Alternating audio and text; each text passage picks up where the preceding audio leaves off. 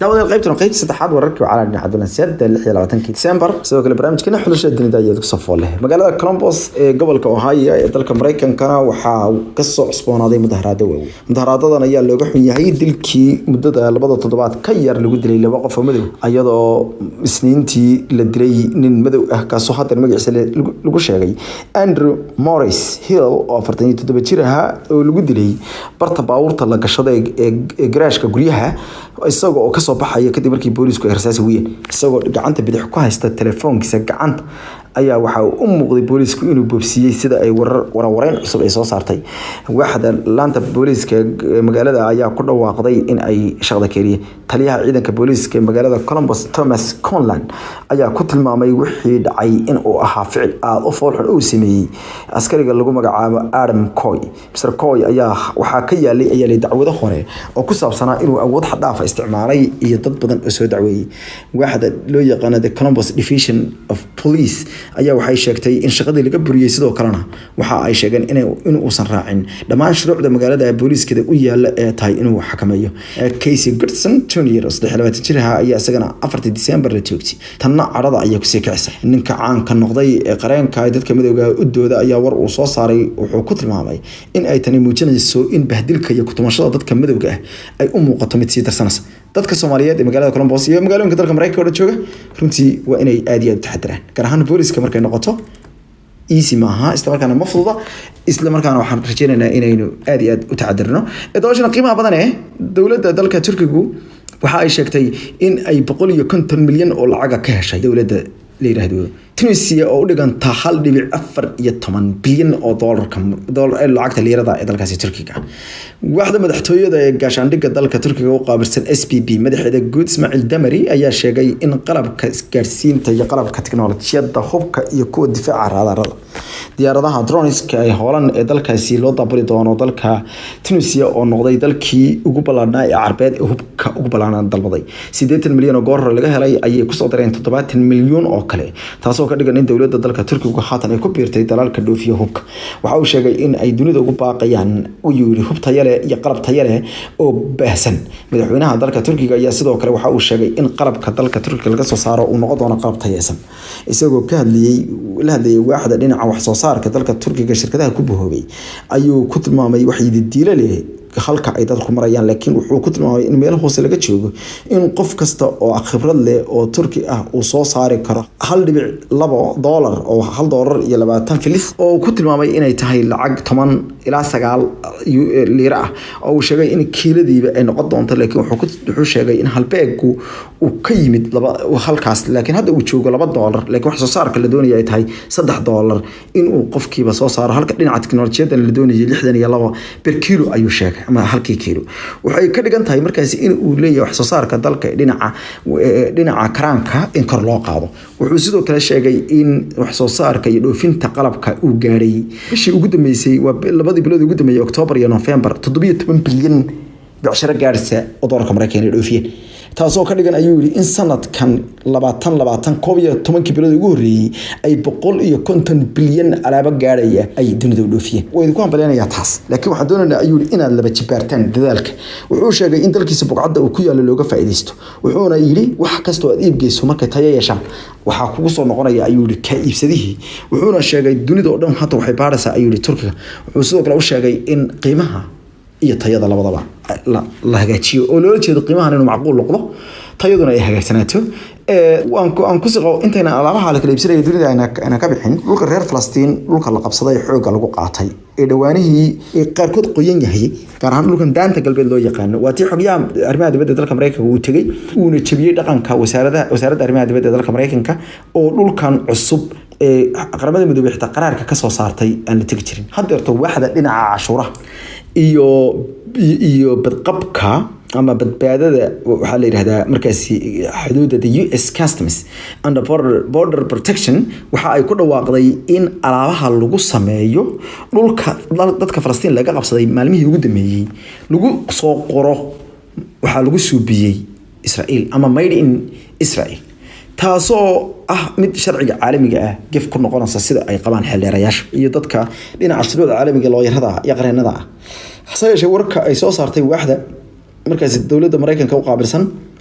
arrimaha cashuuraha iyo xuduudaha waxaa lagu yiri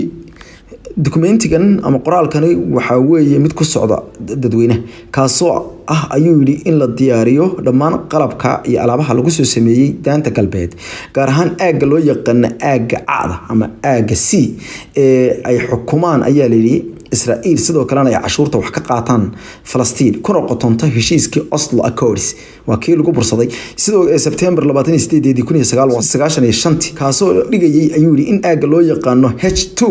isaguna protocolka hoos yimaada loo yaqaan the Israel-Palestinian Protocol concerning la yiraahdo ayuu yiri lagu unkay ayuu yiri xaaladda Hebron aaga la yiraahdo ama si loo yaqaan ayaa la yiri the Hebron Protocol la saxay January 17 1997 waxaa waajib ah in alaabaha dhulka ka yimid oo dhan ay loo aqoonsado dhul Israel leedahay oo laga dhigo waxa loo yaqaan the product of Israel ama ayay yiraahdeen waa alaabtii Israel soo saartay ama made in Israel alaabtii Israel lagu sameeyay gudaheeda ayaa lagu yiri warka the US Customs ay u qaybsay warbaahinta dunida oo dhan waxaa emailka sidoo kale ku qoran in ay doonayaan in ay tan uga goleeyeen in la sumadeeyo meesha alaabta ka timid ururada ay kamid yihiin ururada caalamiga iyo qaar kamid ah dalalka reer Yurub ayaa mamnuucay in alaabaha dhulka xooga lagu qaatay xaaraanta ah lagu soo sameeyo aan dadka laga iibin magaalada Nashville Tennessee oo magaalada Nashville ee gobolka Tennessee oo Soomaali badan ku dhaqan tahayna qarax ayaa ka dhacay subaxnimadii loo dabaaldegayay ciida Kirishtaanka qaraxan ayaa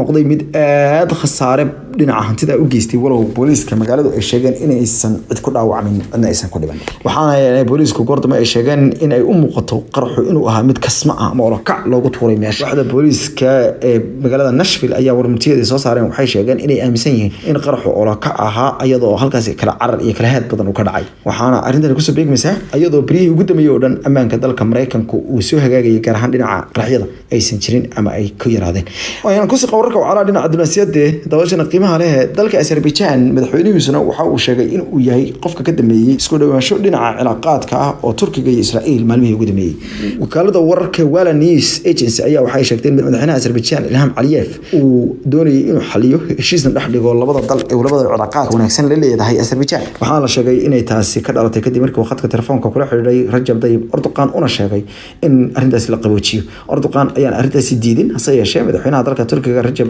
Tayyip Erdogan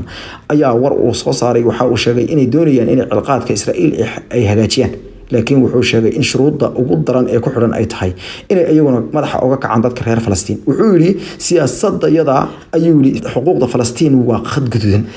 mana noqonayso inaan aqballo in aanu dadka reer Falastiin ka danaysano oo aanu ka dhaqaaqno iyagoo noo baahan walaalo wuxuu sheegay in ay mar walba ay naawulayeen in ay Israel ay cilaaqad wanaagsan la yeeshaan laakiin wuxuu haday xaaladdu sidan ka duwanaa lahayd hadii waxaan qabaa wuu yiri hadii xaaladdu sidan ka duwanaa lahayd in Israel iyo Turkigu ay cilaaqad wanaagsan yeelan lahaayeen oo hadii uu dal ahaa Falastiin ayuu ka wada hadaba dalka Turkiga horta wuxuu ahaa ama kamid yahay dalkii ugu horeeyay ee caalam istaan kamid ee aqoonsaday Israel markii cilmaaniyada daran ay ka jirtay sanadkii 1949 ayuu noqday dalkii ugu horeeyay ee aqoonsaday maadaama reer galbeedka gacan saar dhow la lahaa laakiin siyaasadda labada dhinac ayaa aad isugu dhaweyd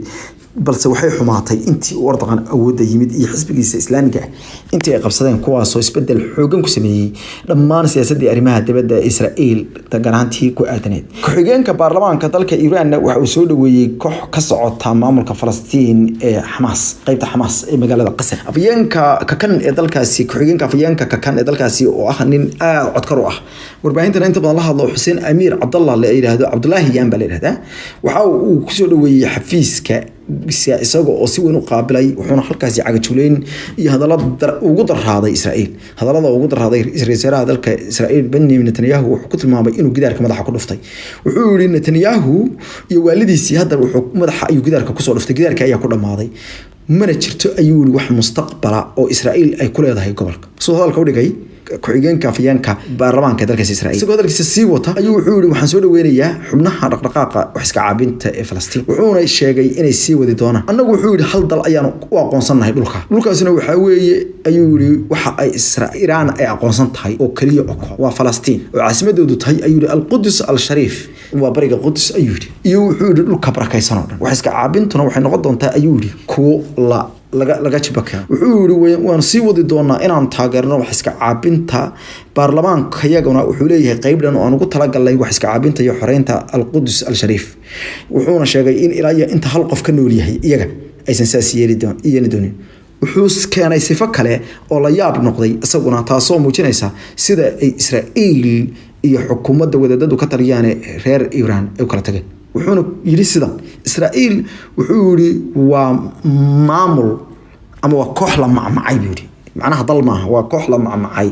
waxayna ku dhamaan doontaa ayuu yiri koox la macmacay mustaqbalna kuma leh gobolka ayuu sheegay qodobka ugu dambeeya Ethiopia waxa ay ku dhawaaqday maalinta doorashada loo dareeray guddiga doorashooyinka Ethiopia National Electoral Board ayaa waxay sheegeen in maalintii habeenimada shalay galab ahayd ama habeenimada xalay ahayd fiidkii ayaa waxay sheegeen in xanuunka COVID-19 awgii uu ahaa kii dib u dhigay doorashadii bishii Agosto dhacay sidaa daraadeedna waxay sheegeen in 5 bisha June bartamaha sanadka milaadiga ah ee cusub uu noqon doono maalinta loo asteeyay in dalka Ethiopia laga qabto doorashada baarlamaanka waxaana habraaca doorashada ku qoran in gudoomiyaha xisbiga ku guuleysta uu noqon doono ra'iisul wasaare taasoo ka dhigan in hadii xisbiga PP